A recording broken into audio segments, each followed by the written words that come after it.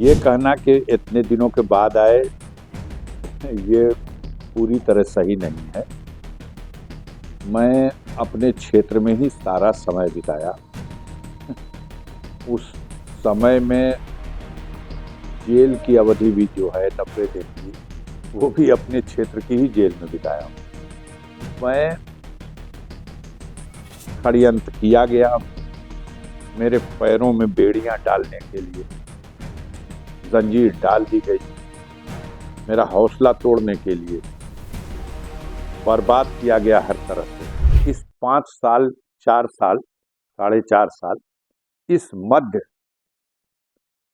एक दिन भी चैन से रोटी खाने नहीं दिया इस सरकार ने। जनता का अभूतपूर्व समर्थन मेरे साथ रहा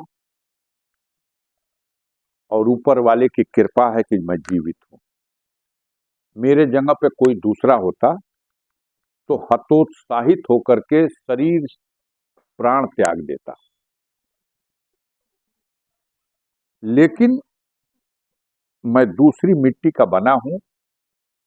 अत्याचार और जुल्म के बल पर मुझे थकाया नहीं जा सकता, मुझे पस्त नहीं किया जा सकता। गरीबों की लड़ाई लड़ता रहा हूं, उनके मान सम्मान के लिए सब कुछ दांव पे हमेशा लगाया, आज भी लगा दिया हूं। थोड़ा सब्र से काम लीजिए। मैंने बताया कि अब मैं चुनाव लड़ने योग्य हो चुका हूं और इच्छा भी चुनाव लड़ने की है। सबसे पहले क्षेत्र में घूम रहा हूं, जमानिया विधानसभा में घूमा हूं, सैदपुर और गाजीपुर सदर विधानसभा में भी भ्रमण कर लिया और कल मेरा जखनिया विधानसभा और जंगीपुर विधानसभा में प्रोग्राम लगा हुआ है। जनता का मूड देख लिया जाए।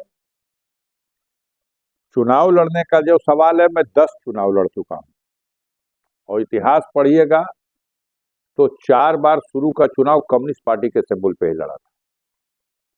समाजवादी पार्टी से भी, उसके सिंबल से भी गाजीपुर में ही मनोज सिन्हा के मुकाबले 2004 में लोकसभा का चुनाव लड़ चुका हूं और बहुजन समाज पार्टी के सिंबल पर समाजवादी पार्टी और बहुजन समाज पार्टी के गठबंधन के उम्मीदवार की हैसियत से 2019 में भी चुनाव लड़ चुका हूं।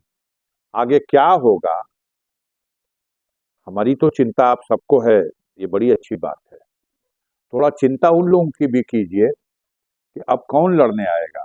पहले तो कई लोग, जब मैं पटल से हटा दिया गया था, मौका मिला तो आप तैयार हैं चुनाव के?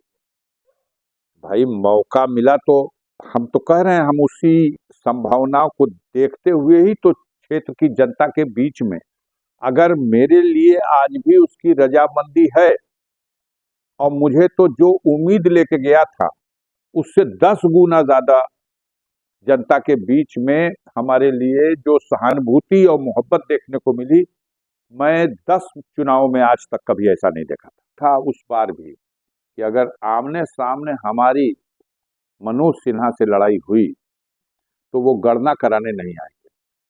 और फिर मैं आपसे कह रहा हूं, चुनाव तो लड़ सकते हैं, गणना के टेबल पे मेरे सामने नहीं बैठेंगे।